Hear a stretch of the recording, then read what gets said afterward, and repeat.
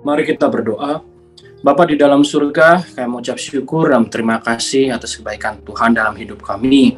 Ajar kami Tuhan untuk tetap setia kepada Tuhan di tengah persoalan hidup kami, di tengah masalah, di tengah kekhawatiran dan ketakutan. Biarlah iman dan pengharapan kami tetap tertuju kepada Tuhan, karena kami yakin dan percaya Tuhan kami akan selalu memberikan yang terbaik dan akan menuntun jalan hidup kami. Di dalam nama Tuhan Yesus kami telah berdoa dan mengucap syukur. Haleluya, amin. Puji Tuhan, shalom Bapak Ibu, saudara-saudari terkasih dalam Kristus. Pada kesempatan kali ini saya ingin membawakan sharing yang berjudul Setia Sampai Akhir. Banyak orang di tengah perjalanan hidup kita yang imannya malah mundur dan akhirnya meninggalkan iman dan pelayanannya dengan berbagai macam alasan.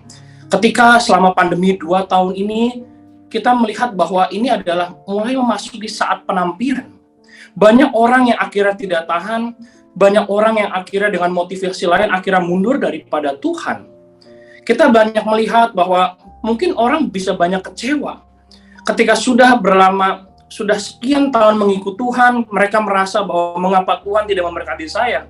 Mengapa mungkin di saat kesusahan begini saya tidak melihat tidak ada harapan? Atau mungkin ketika kita melayani Tuhan, kita mulai banyak kecewa karena banyak orang-orang mungkin sesama pelayan atau mungkin jemaat atau siapapun yang kita rasa tidak bertingkah laku sesuai apa yang kita mau.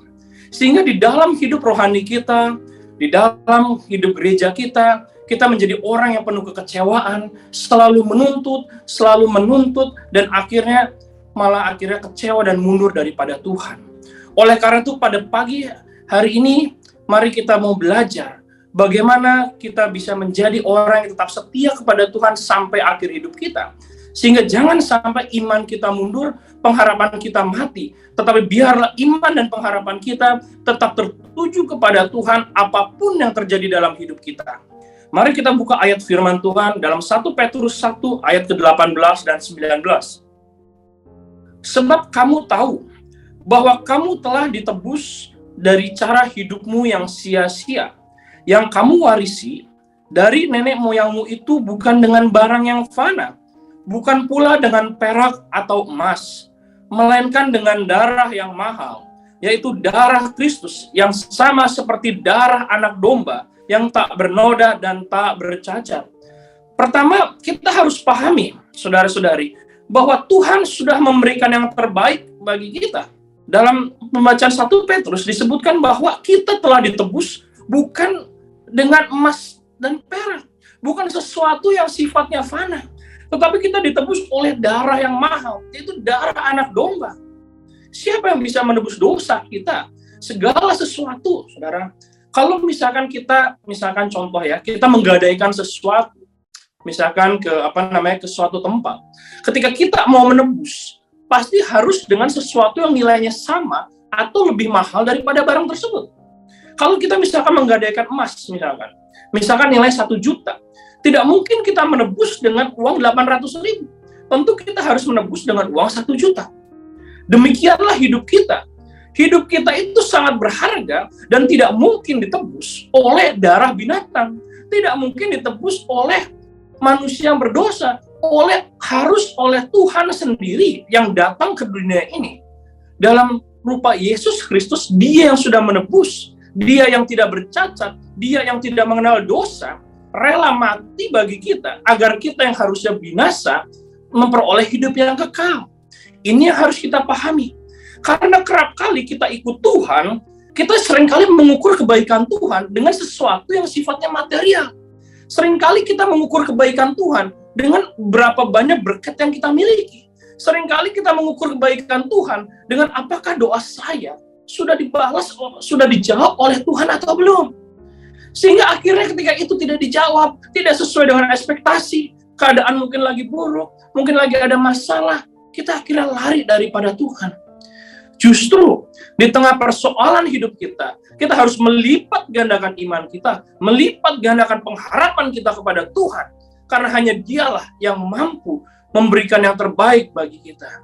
Jangan lagi kita mengharap kepada orang lain, Jangan lagi kita mengharap pada sesuatu yang sia-sia, mungkin kepada atasan kita, saudara kita, atau siapapun itu. Berharaplah hanya kepada Tuhan, jangan kepada yang lain. Itu yang pertama. Yang kedua, kita melihat dalam Roma 8 ayat 18. Sebab aku yakin bahwa penderitaan zaman sekarang ini tidak dapat dibandingkan dengan kemuliaan yang akan dinyatakan kepada kita. Poin kedua yang harus kita sadari, bahwa apa yang kita alami ini, penderitaan ini tidak sebanding dengan kemuliaan yang akan Tuhan berikan kepada kita. Orang tua kita saja, saudara, mendidik kita. Mendidik kita agar apa? Agar kita menjadi anak yang baik. Oleh karena itu, betapa luar biasanya Tuhan akan mendidik setiap dari kita agar dapat memperoleh bagian yang terbaik, memperoleh kemuliaan juga yang terbaik. Kadang mungkin kalau kita renungkan ketika kita masih kecil, Bapak, Ibu, Saudara-saudari, ketika kita mungkin minta sesuatu kepada orang tua kita, saya yakin dan percaya tidak semua keinginan kita pasti diberikan oleh orang tua kita. Orang tua kita pasti akan melihat apakah keinginan kita ini baik atau tidak. Apakah keinginan kita ini mencelakakan kita pada akhirnya atau tidak. Contoh, kita mungkin menginginkan sebuah sepeda motor ketika kita mungkin masih SMP. Tapi orang tua kita tahu bahwa kalau kita diberikan sepeda motor, pada akhirnya akan mencelakakan kita. Karena mungkin kita belum stabil, kita masih suka kebut-kebutan, kita masih suka membahayakan diri kita. Demikian juga Bapa kita yang di surga. Dia tahu apa yang terbaik bagi kita. Dia tahu bahwa kemuliaan nanti yang akan Dia berikan itu tidak sebanding dengan kesenangan sesaat yang kita minta pada saat ini. Sehingga jangan lagi mengukur iman kekristenan kita pada banyaknya berkat yang kita dapat dari Tuhan, banyaknya mujizat yang kita dapat dari Tuhan. Tapi harusnya kita ukur dari seberapa iman kita telah bertumbuh untuk melakukan apa yang Tuhan mau dalam hidup kita. Sehingga ketika kita ikut Tuhan, saudara, kita tidak akan mudah kecewa, kita tidak akan mudah putus asa, kita tidak akan mudah mundur dari pelayanan. Karena seringkali, saudara, sebagai pelayan Tuhan, sebagai hamba Tuhan, sebagai orang Kristen yang sudah lama ikut Tuhan, betapa mudahnya kita bilang, Pak, saya mungkin mundur dulu dari pelayanan, Pak, mungkin saya mau istirahat sejenak, saya tidak mau ke gereja dulu, saya lagi ada banyak masalah, saya mungkin perusahaan saya, bisnis saya sedang dalam kesulitan. Justru di tengah persoalan hidup kita, carilah Tuhan dengan lebih lagi, selama Dia berkenan ditemui.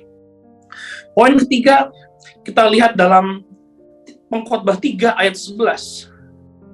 Ia membuat segala sesuatu indah pada waktunya, bahkan memberikan kekekalan dalam hati mereka.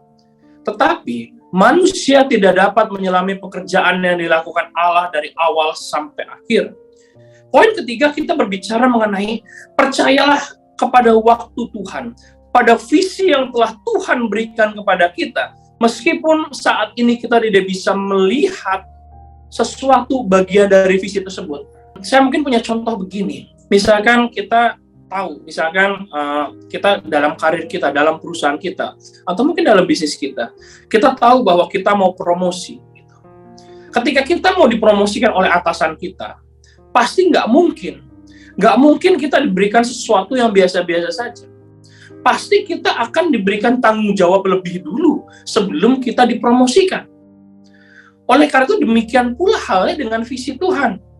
Tidak mungkin kita diberikan visi yang besar kalau kapasitas kita tidak kita perlebar terlebih dahulu. Bagaimana Tuhan bisa mempercayakan sesuatu yang besar kepada kita kalau kita tidak bisa dipercayakan pada sesuatu yang kecil?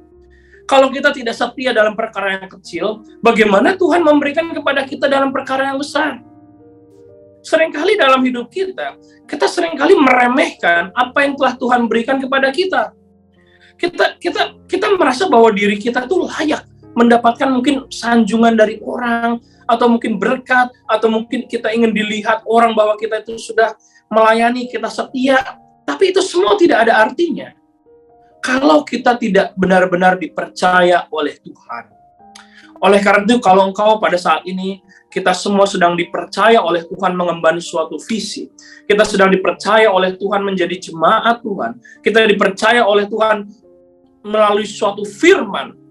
Jangan lepaskan kepercayaan Tuhan. Karena kepercayaan itu adalah suatu hal yang mahal harganya. Seringkali kita meremehkan apa yang Tuhan telah percayakan kepada kita.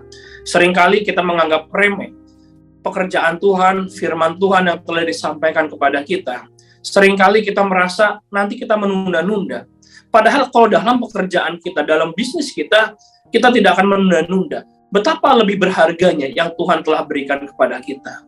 Oleh karena itu, mari pada kesempatan pada pagi hari ini, kita belajar untuk lebih setia kepada Tuhan, kita belajar untuk lebih tekun kepada Tuhan, karena Dia sudah memberikan yang terbaik. Karena kemuliaan yang akan Dia nyatakan lebih dari apa yang bisa kita bayangkan. Dan karena Tuhan tahu, punya rencana indah yang tidak bisa kita pikirkan dalam hidup kita. Tetap semangat dalam iman dan pengharapan kita kepada Tuhan. Mari kita tundukkan kepala, kita berdoa.